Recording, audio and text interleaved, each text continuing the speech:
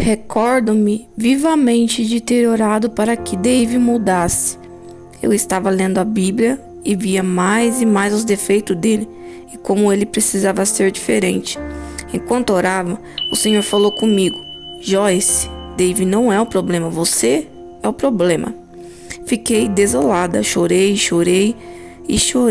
por 3 dias, porque Deus estava me mostrando como era viver na mesma casa comigo. Ele me mostrou como eu tentava controlar tudo o que acontecia, como resmungava e me queixava, e por aí fora. Foi uma bofetada chocante no meu orgulho, mas foi também o início da minha recuperação com o Senhor. Com a maioria das pessoas, eu colocava a culpa de tudo em alguém mais ou em algumas circunstâncias além do meu controle.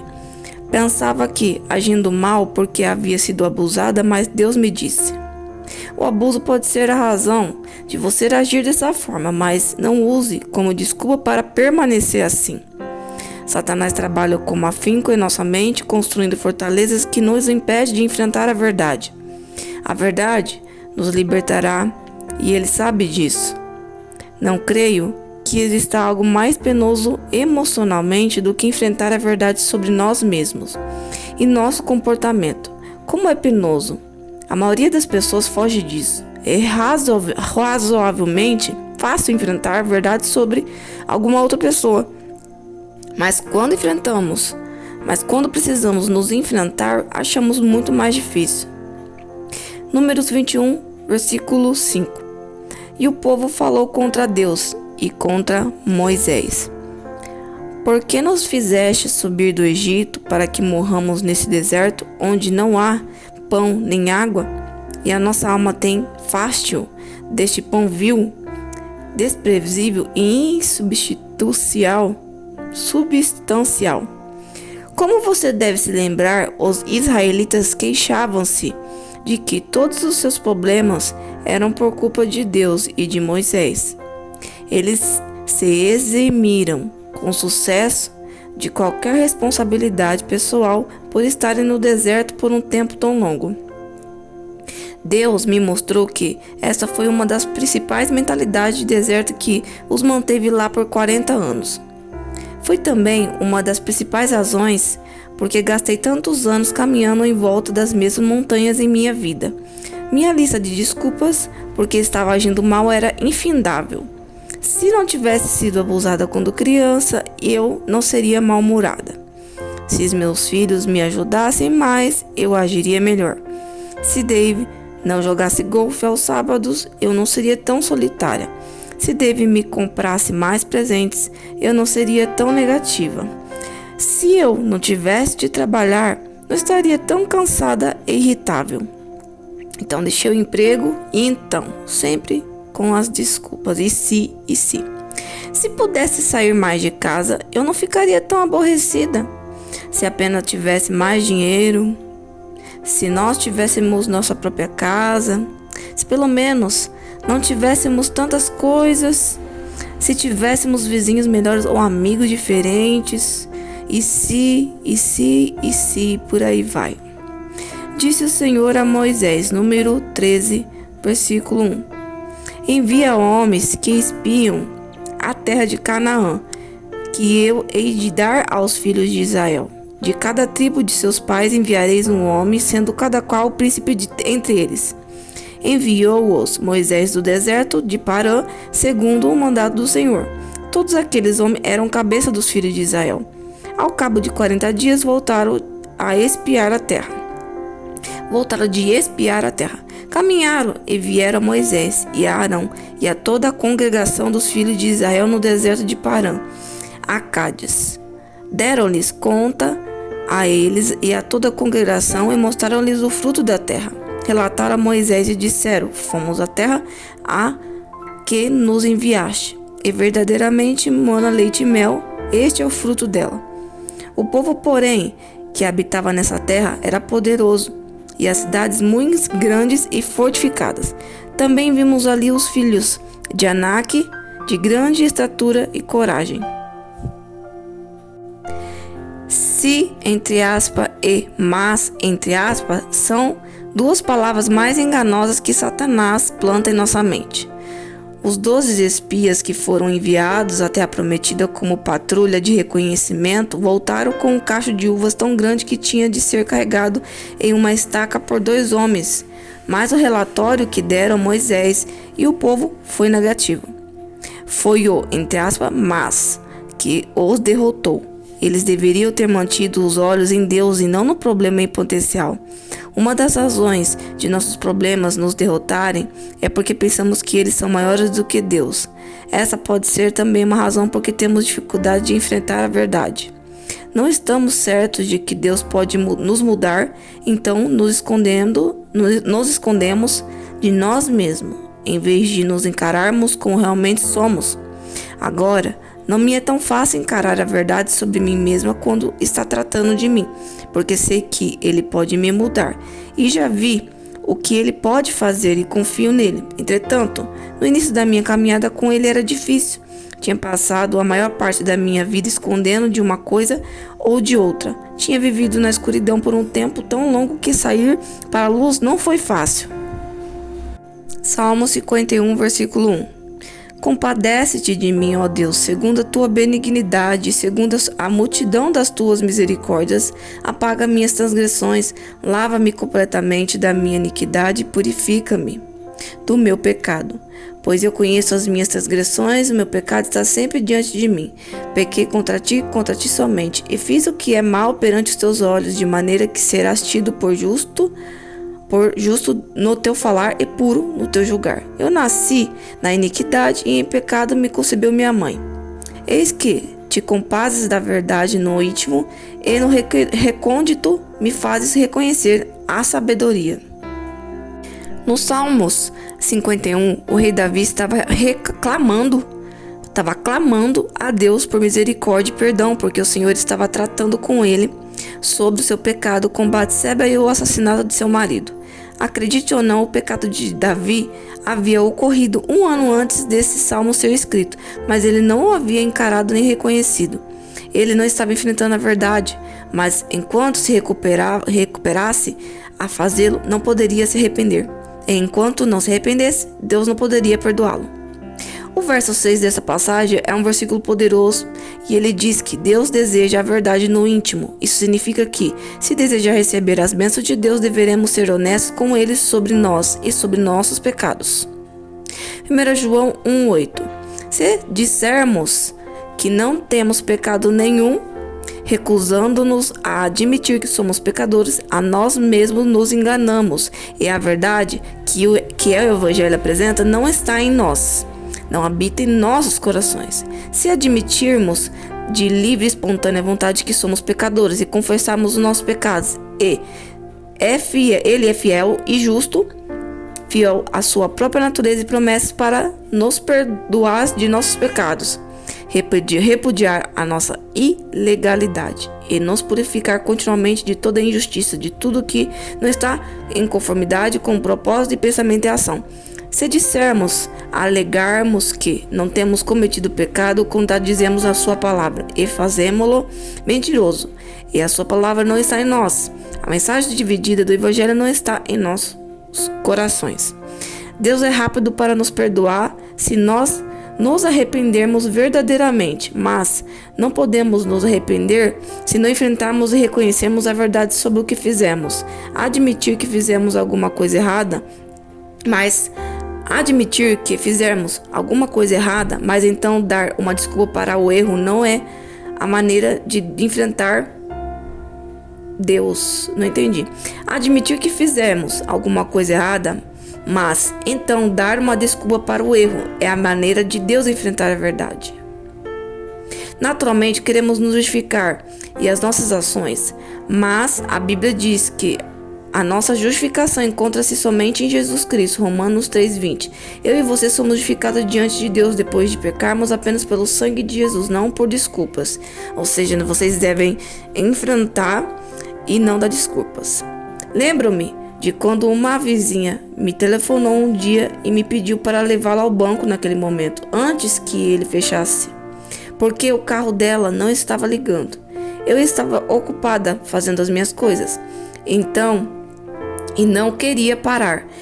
Então fui rude e impaciente com ela. Assim que desliguei o telefone, senti que tinha agido muito mal e que precisava ligar-lhe, pedir-lhe desculpa e levá-la ao banco. Minha mente estava cheia de desculpa que ele daria por ter reagido tão mal. Não estava me sentindo bem, estava ocupada e eu mesmo estava tendo um dia difícil. Mas lá no meu espírito podia sentir o Espírito Santo me dizendo para não dar nenhuma desculpa. Apenas telefone-lhe e diga-lhe que você estava errada, ponto final. Não diga nada além. Eu estava errada e não há desculpas para a forma como eu me comportei. Por favor, perdoe-me e deixe-me levá-la ao banco.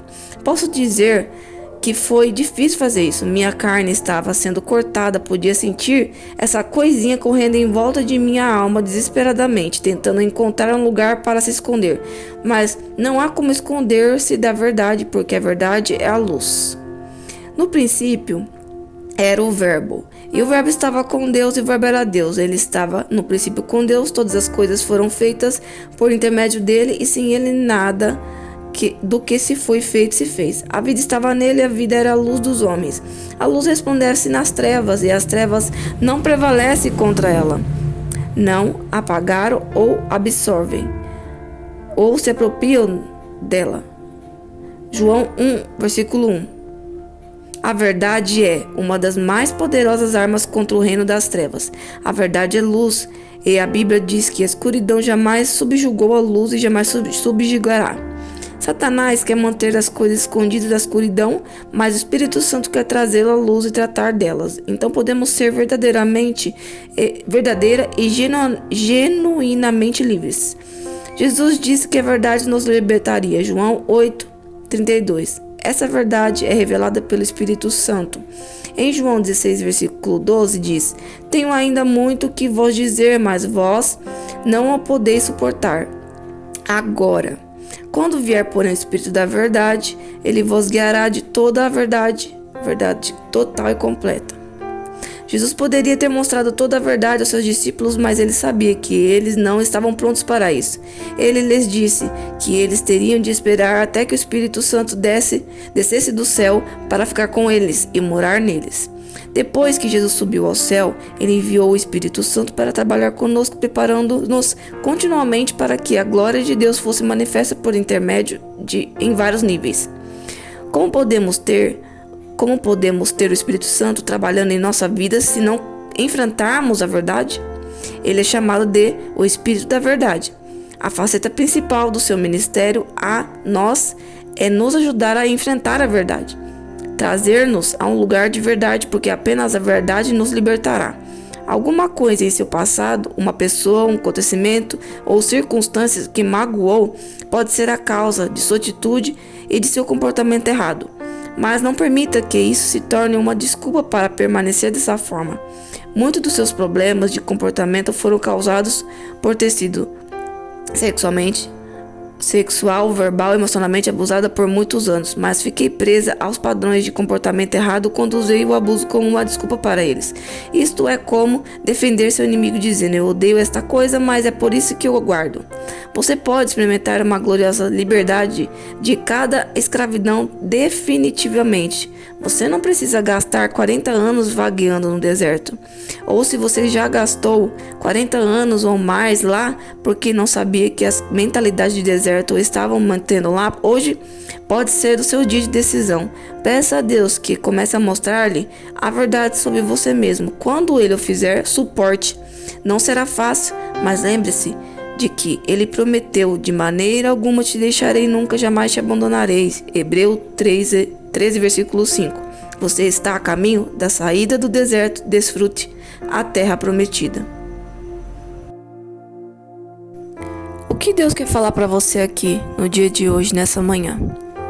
Que você pode mudar a sua vida se você decidir mudar a si mesmo, mudar a sua mentalidade, mudar as suas atitudes.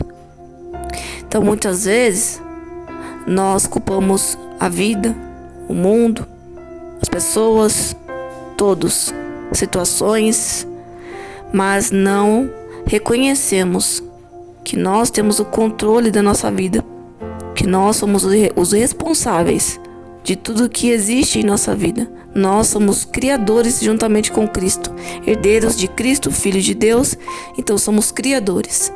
Então você cria o seu destino em cima das suas atitudes no presente, aquilo que você escolhe no seu presente. Então é necessário você ter atitudes sábias no seu presente, no agora, através da direção do Espírito Santo. Então, dentro de uma oração, você deve procurar orientação do Espírito Santo, esperar a resposta e tomar a sua decisão em cima da atitude correta de Deus, para que você venha ter uma vida de mudança, para que você venha ter uma vida em equilíbrio, uma vida de paz, para que você venha ser cheio do Espírito Santo, agradar o coração de Deus, permanecer na salvação eterna ou também alcançar os seus objetivos. Então não adianta você ficar culpando todas as pessoas. Mas você precisa reconhecer, é você que tem o controle. Você pode ter passado momentos difíceis, como eu disse Joyce Meyer, situações traumáticas, feridas, palavras, situações, mas você não teve escolha, você foi a vítima. Só que você tem a escolha de decidir mudar o seu futuro através do seu presente. Então você passou por traumas, você tem feridas, dores, históricos difíceis, mas tudo aquilo que existe dentro de você, você pode retirar, limpar, se purificar, fazer uma limpeza, um reset, entre aspas, né? Através da intimidade com o Espírito Santo, onde o Espírito Santo vai começar a curar suas feridas, vai começar a te aconselhar como você deve agir, ou através de um profissional de psicologia também ele pode te ajudar a mudar sua mentalidade, a curar suas feridas. Enquanto você está embaixo da direção de Deus, você vai conseguir tomar decisões certas para andar conforme a vontade de Deus e conseguir trazer mudanças para a sua vida. Então, enquanto você culpar todas as pessoas, as situações, a sua vida nunca mudará.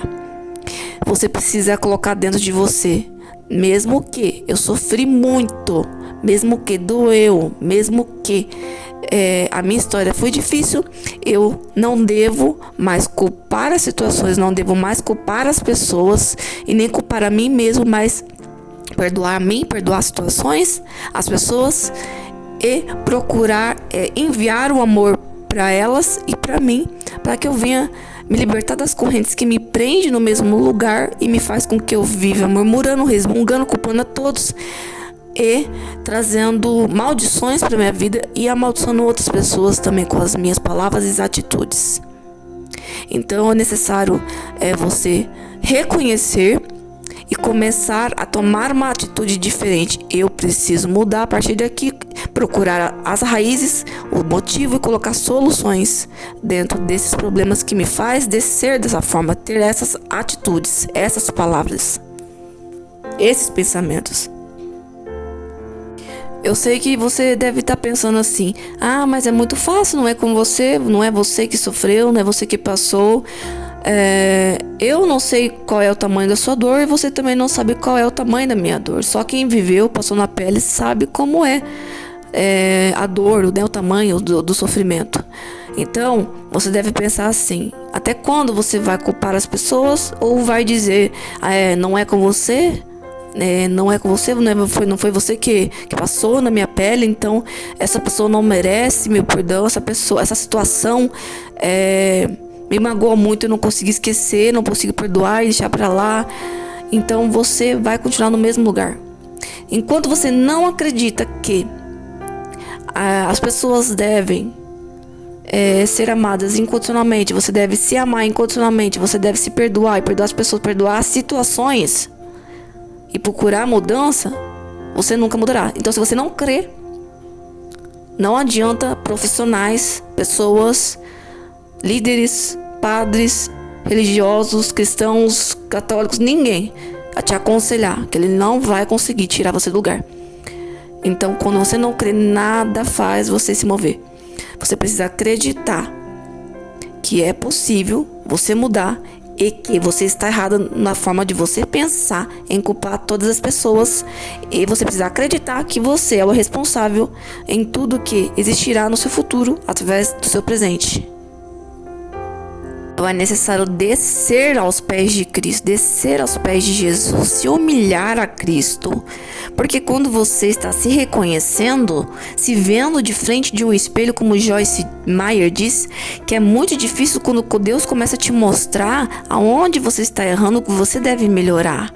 Você está se encarando a sua sombra, os seus cativeiros. Você está encarando as suas partes que está nas trevas. Porque aquilo que não está na palavra não está na luz, então está nas trevas. Então você está encarando uma batalha espiritual. É como se existisse várias partes de você, ou vários de você, entre aspas, e você encarando essa outra parte sua, trevosa, teimosa ou orgulhosa, fazendo com que ela se encaixe na luz da palavra. Então você como se estivesse guerreando espiritualmente com ela. Então se encarar, se ver de frente com o seu problema e enfrentar, é como se fosse uma batalha espiritual. Então é necessário você estar ali pedindo forças para o Espírito Santo, tendo uma vida de separação, oração. Muitas vezes pessoas que te ajudam ali na sua vida espiritual, na oração, o líder espiritual, uma pessoa cheia de Espírito Santo, e também a sua atitude de reconhecer, de admitir, de parar de dar desculpas em tudo e todos e falar: eu tô errada, eu tô errado, eu preciso mudar e eu vou procurar soluções e vou colocar em prática essas soluções em cima da vontade do Senhor Jesus. Então, tem um exemplo aqui de uma pessoa, uma amiga de muitos anos atrás, onde ela disse pra mim que ela fez anos de terapia, 10 anos de terapia no particular, e que não adiantou. Ela pegou o melhor profissional que existia, e ela fez 10 anos de terapia porque o marido dela na época tinha traído ela, e ela sofreu muito também dentro desse casamento, enfim, e ela não conseguia perdoar, não conseguia esquecer. Nesses 10 anos, ela ficou sofrendo nesses 10 anos todos, né, fazendo a terapia. E ela disse: não adiantou nada eu fazer terapia, eu continuo em depressão profunda e não consigo sair dessa depressão, porque a terapia também não adiantou em nada. Tudo que eu fiz não adiantou em nada. Por quê? No caso dela não adiantou em nada. Porque ela não acreditou nos conselhos, nas palavras, não conseguiu colocar em prática dentro dela. Então ela gerou aquela barreira, aquela proteção que todo mundo tem, 100% das pessoas têm. Eu não vou mudar de atitude porque essa é a minha proteção. Eu vou agir dessa forma porque essa é a minha proteção. Eu vou pensar dessa forma porque é a minha proteção. Um exemplo: eu não vou agir diferente porque essa pessoa não merece. Eu não vou, ou se não culpar outra pessoa, essa pessoa deveria ter outras atitudes. Assim poderia ser mais paciente, mas é o contrário. Você deve gerar mais paciência para que você traga paz para as pessoas. Então nem sempre a culpa é só das pessoas. Quando você quer ter o controle de tudo e que imagina que as coisas sejam perfeitamente como está na sua mente, é quando você começa a pesar as pessoas, a se pesar. Você sente o peso em você mesmo, você não se suporta. E também não começa a pesar as pessoas. As pessoas não conseguem ficar ao teu lado, né? Começa a se sentir pesada. É a hora que você começa a murmurar e culpar a todos, né? A vida, todos, Deus. Como Joyce Meyer diz, né? David tinha um temperamento mais calmo, ele se distraía, ele jogava golfe, mesmo em situações de pressão, de problemas, ele sempre dava um jeito para se descontrair. Mas Joyce não, ela ficava estressada e queria jogar tudo pro alto e culpava a vida e todo e resmungava. Então, no caso de Joyce, como ela disse, ela deveria respirar, ela deveria ter um pouco mais descontraída, respirar fundo, ser mais calma e dizer para si mesmo que ela deve ser mais calma, respirar e não levar a vida com tanto peso assim. Então ali ela conseguiu colocar em prática um conselho do Espírito Santo. Aos poucos ela foi se moldando e conseguindo agir cada vez mais dessa forma. Como ela mesma disse, não foi fácil se enfrentar. E não vai ser fácil para você se enfrentar. Tem coisas que é mais fácil para as outras pessoas e para você será mais difícil. Tem pessoas que têm mais facilidade em se libertar do chocolate, do açúcar ou de algo aí que te faz mal para comer. E tem pessoas que é mais difícil, que é quase que impossível. Então, você deve pensar assim, mesmo que seja difícil ou fácil em algumas fases, eu devo apenas reconhecer e fazer aquilo que Deus está mandando eu fazer. Enquanto eu continuar dando desculpa, culpando o outro, mesmo que o outro tenha culpa também, as coisas nunca vão mudar. Porque até quando vocês vão culpar um ao outro? Culpar as pessoas, os amigos, a família, os relacionamentos, o chefe, a escola, os professores, tudo. Até quando vocês vão culpar as pessoas? Porque entre dois orgulhosos ninguém ganha guerra, só perde. Só há confronto, discussão, briga, ira. Então, através da palavra, você deve agir através do amor. Então, você ganha quando você age com amor.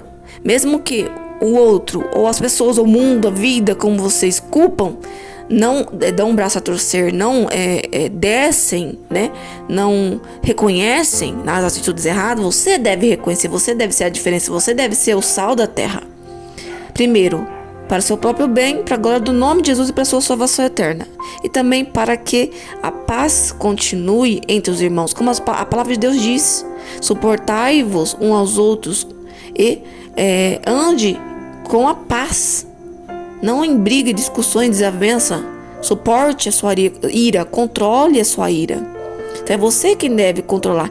Então, enquanto você falar, ai, meu chefe é culpado, meu professor é culpado, meus amigos é culpado, a escola é culpada, a faculdade é culpada, meu emprego é culpado, o local é culpado, a cidade é culpada, meu líder é culpado, o obreiro é culpado, o auxiliar é culpado, meus vizinhos é culpado, meus cachorros é culpado, meus passarinhos é culpado, o céu é culpado, tudo é culpado, Deus é culpado. Então, enquanto você não reconhecer que você deve se humilhar, se abaixar, se humilhar entre aspas, eu devo mudar, eu devo ter uma atitude diferente para trazer a paz para mim ou também para as outras pessoas. Porque tem pessoas que falam assim, por que eu vou trazer as paz para as pessoas se elas não merecem?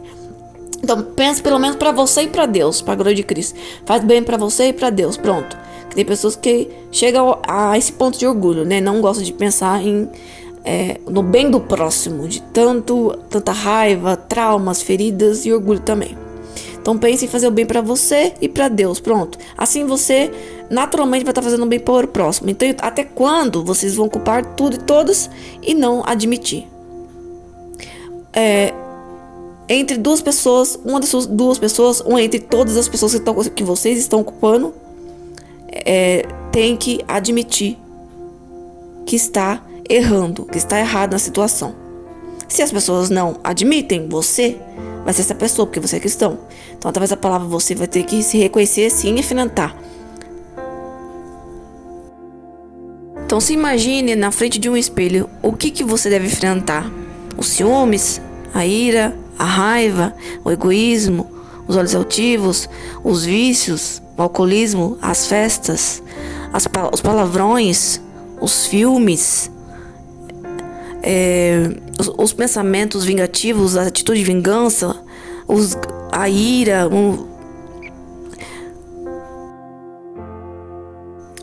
se achar melhor que as pessoas, comparação, competição, inveja, entre outras coisas. Qual é o seu gigante, né? O que você deve enfrentar para poder vencer. Então você precisa descer para crescer.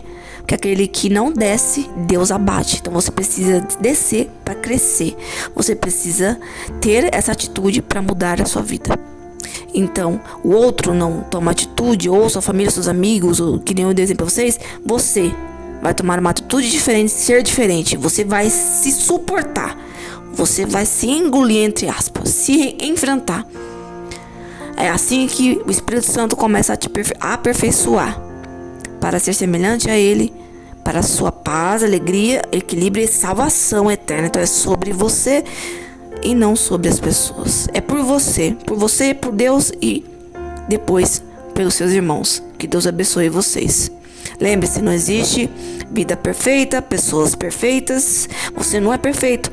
Então você tem que aprender a lidar com os problemas da vida, com as pessoas e aprender a ter atitudes sábias através da oração dos conselhos do Espírito Santo. Deus abençoe. A pessoa sábia, quem vive a palavra, a pessoa tola, ela destrói a si mesmo com as suas palavras, atitudes e pensamentos. Como a palavra de Deus diz, aquele que suportar até o fim, recebereis a coroa da vitória. Glória a Deus. Deus abençoe.